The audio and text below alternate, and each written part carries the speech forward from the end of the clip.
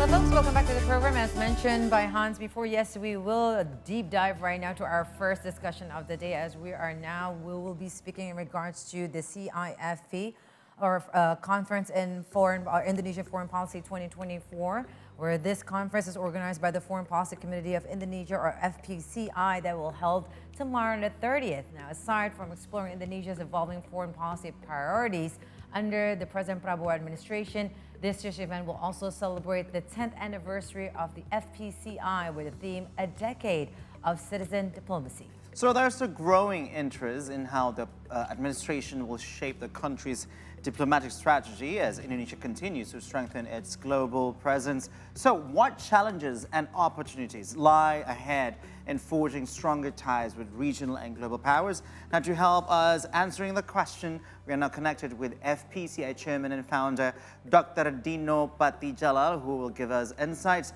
into the future of Indonesia's foreign policy and the significance of the 2024 CIFP. Good morning, Pak Dino. Thank you so much for joining us here in the C Morning Show. Good morning, Hans and Carol. So, good to be here. Thank you very much. Of course, our pleasure. So, Pak Dino, now let's get into the chase. How has Indonesia's foreign policy evolved, and what values continue to shape its principle today?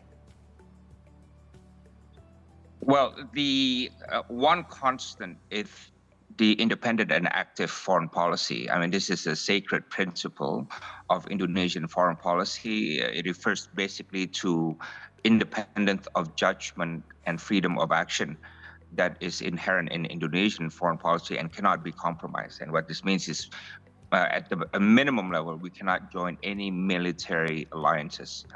So we do have that strategic autonomy, and that strategic autonomy in this day and age gives us a lot of latitude, a lot of leverage in pursuing what is called strategic hedging as we deal with a very complex world of rivalries, and as we engage our friends, including the major powers, US and China, who are engaged in a rivalry of their own, but we prefer to be friends with both of them rather than taking part in any rivalries that is taking place around the world.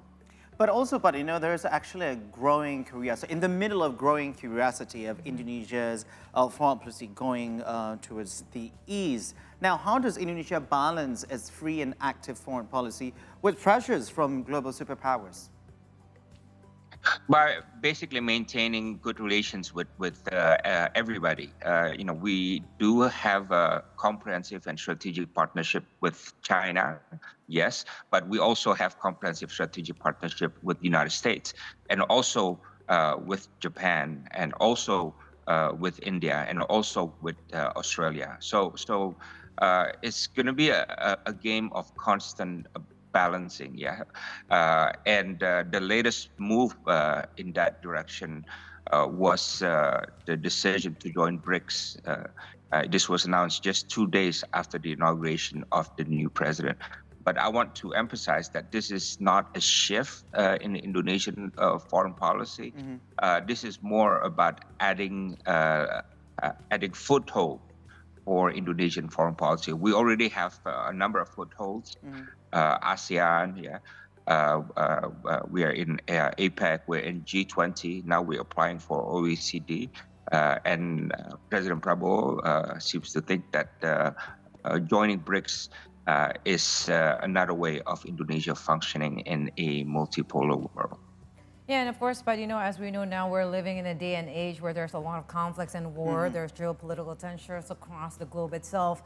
Now, in regards to that, how do you think it's important, or what is the importance of Indonesia's role, especially in peace building, and become the mediator for efforts and rebuilding efforts, such as what is going on right now in Palestine, Myanmar, and also in Ukraine? And how would you expect our foreign policy and the leadership of our foreign policy under President Prabowo? Well, there are always two options when we deal with the world of conflicts. One is really to make sure that we stay away from any of them, that no harm comes to Indonesia, and we don't take sides in any of those conflicts. So that's one option. Another option is that, yes, we are out of harm's way, but we should do something to help resolve or manage some of these conflicts, right? And for us, obviously, there are a lot of world conflicts. We cannot be engaged in all of them. We don't have the resources. We don't have the capability. But there are opportunities to involve in some of the conflicts out there. Yeah. On the South China Sea, definitely we are. It's right there, right next to our territory, and we've been active. There's a mechanism to resolve it or to manage it, namely the the China ASEAN negotiation on the code of conduct, and we're part of that. We're not necessarily leading the way, but at least we are part of the solution. Yeah. On Ukraine. President Prabowo, during his time as Minister for Defense, has suggested some solutions, and the question is whether or not he will be interested to try to help that conflict. I think there is opportunity. Indonesia having good relations with both Ukraine and Russia, and keep in mind that President Prabowo had visited Russia also recently, and the relationship remains intact. Yeah. So there are a number of opportunities if he takes, there's political will to do so. Yeah. Well, if you look across the social media, a lot of people, Indonesians especially, they have their own opinions. They have their own things to say on the social media about the whole global uncertainties. Now, your organization, FPCI, Dino, has promoted the concept of citizen diplomacy when it comes to that. Now, my question would be, how can ordinary Indonesians like us could contribute to advancing the country's foreign policy goals? Well, diplomacy used to be a field where it was only handled by government officials, right? That's by true. Presidents, foreign ministers, and senior officials. But now everything's changed. Social media changed it, the internet, email, Facebook, everything changed. The voices for diplomacy, opinions, they matter, right? Yeah. The government officials need validation, they need support, and foreign policy begins at home, of course. But there are a lot of things that the citizens can do. I mean, one of the best examples is with regard to the Gaza tragedy, right? There are governments who wanted to do one way, just supporting Israel, and they turn a blind eye on the massacres that are going on there. But look at the protests that are happening in London, in Berlin, in Paris, in New York, in Los Angeles, everywhere, and all these citizens are saying, look, we can't have this. This is just terrible, and the EU government must listen to us. And these protests have changed the debate and the practice and the policies of these countries. Not totally, but definitely provide an alternative energy to the situation. So there are a lot of things that can be done. Even ASEAN now has come up with the doctrine, not just a concept, but a doctrine called people-centered ASEAN, which means for ASEAN to be effective, it must engage the people, it must listen to the people, and it must benefit the people. So I think citizen diplomacy is gaining ground. I think it's becoming more and more important for the future. Yeah, and the people's power and the people's voice as of now. Now, tomorrow is a very, very important day, especially as we know on November 30th, as we mentioned before, there will be a conference on Indonesian Foreign Policy, CIFP, with the theme A Decade of Citizen Diplomacy. So how does CIFP aims to highlight Indonesia's achievements and also future direction, especially in our foreign policy, Dino? Well, FPCI is an independent organization, and we always tell the government we're not your cheerleader. We are a stakeholder, which means we will say things as we think in good spirit and with goodwill, obviously. And CIFP, the conference on Indonesian Foreign Policy, we're proud to say is the largest foreign policy conference in the world. And this is. Last year was attended by 11,000 people. As of this morning, we crossed 9,000 people. I think we'll get to 10,000 by tomorrow. People from all over the country come. I was almost teary in my eyes yesterday when I was told that a group of students from Universitas Sriwijaya took the boat for 2 nights on boat sailing the sea to come to our conference, right? And a group of students from Salatiga rented a bus, like 200 of them, 200 students. They took the bus for, I don't know, 15 hours to go to Jakarta and so on. So this is a very grassroots event. Correct. And the purpose this year is to really introduce and evaluate Prabowo's administration, foreign policy. And we are inviting the foreign minister. The foreign minister has not said anything in 40 days since inauguration. So this is the first forum where we hope that he will explain Indonesian foreign policy. Because as I said, foreign policy begins at home. Foreign policies need to be explained to the people. And I hope this is the first opportunity in 40 days for the foreign minister to explain Indonesia's foreign policy strategy. So I hope if you're listening to this, anyone do come. The registration is www.cifp2024.com. Wow. Well, apparently, what you were just saying, it needs to be started on a very early level, start with the students. Now, the CIFP will also discuss diverse topics that will also be useful for us, the Indonesians, not only for the students, but this also including technology, artificial intelligence, and also economic diplomacy. Now, which sessions do you think will be the most impactful in shaping the future discourse of Indonesian foreign policy, Bob?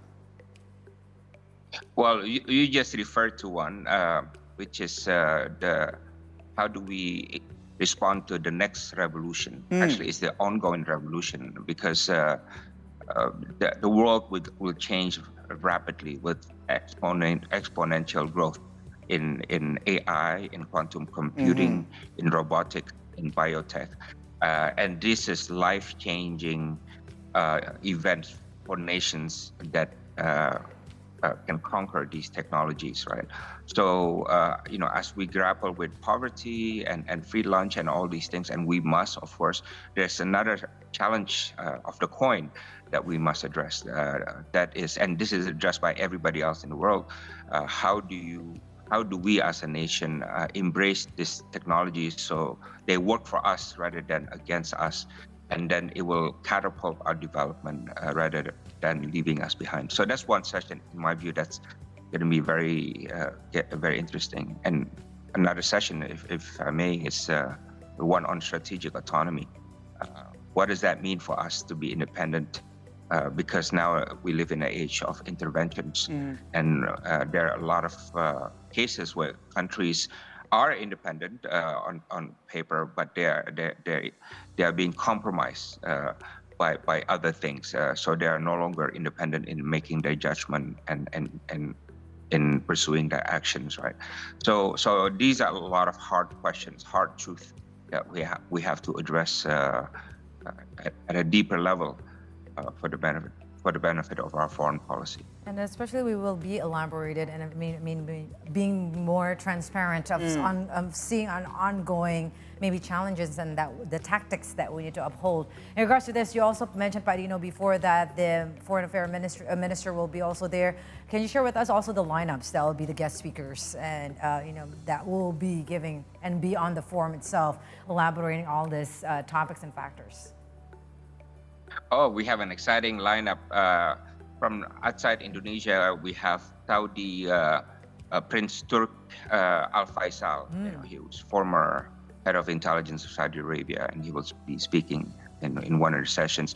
We have about 4 former foreign ministers, the legendary Australian Foreign Minister Gareth Evans, Philippine Foreign Minister Delia Albert, Vice Minister of Thailand Sihasak, and then former Foreign Minister of Slovenia, Miloslav, and Marty, Foreign Minister Marty will also be there. We have a famous international relations professor, Amitav Acharya. If you're in international relations, you know him. Amitav Acharya? I'll be there. Yeah. I'll be there. So I Yeah. was an international relations student, and I read the books. Yeah, there you go. I read the books. Yes. So you have an amazing yes. lineup, definitely, Dino, in regards to the 10th anniversary or a Yeah. decade of FPCI. In regards to this, yes, it has been on a decade, but what will be the future holds for FPCI in the future, Dino? For us to grow bigger, farther, and deeper, and to be more impactful, I always tell my staff that our aim is not just to be big in organizations staff. Our aim is to create an impact. It's no use being a big organization with no impact. We got to change people's mind, help shift Indonesia's nationalism in the right direction, away from narrow nationalism and more towards moderate and open nationalism, promote internationalism, because that is the key to any nation's success. Yeah, not just nationalism, but nationalism plus internationalism. So to spread this message throughout Indonesia, and also to spread the spirit of friendship and cooperation throughout Southeast Asia, which is our neighborhood, our friends. And this is the title of your show, of course, right? Yes. Southeast Asia is the most an oasis of peace and stability in a world of conflicts and rivalries, and that is really something to be celebrated. I don't think we appreciate that enough, right? I mean, remember Southeast Asia, we had wars in Vietnam. The Vietnam War killed millions of people. In Cambodia, there was a genocide, right? In almost every country in Southeast Asia, there was war and conflict and violence. But now it's an oasis of peace and stability. So we have to do our best to preserve that. And economic growth too, right Yes. The epicenter of growth. Yes. It needs to be like Yes. that. So FPCI Chairman Yes. and Founder, Dr. Dino Patti Djalal, thank you so much for joining us Thank you very much, sir. in this morning show. And we are actually wishing the success for the conference tomorrow, 30th of November. Yes, a decade of citizen diplomacy. Thank you very much, Dino. It's a pleasure. Thank you. All right, so that was a very impactful discussion with Dino Patti Djalal. He had me at those topics. Yes, and the lineups. You can see the shine and the bright eyes of Hans Lango right here, ladies and gentlemen. Yes. All right, right now we're taking a short break, but when we return, Alan will be right here with you with the world of business and economics. So stay tuned right here on this Morning Show.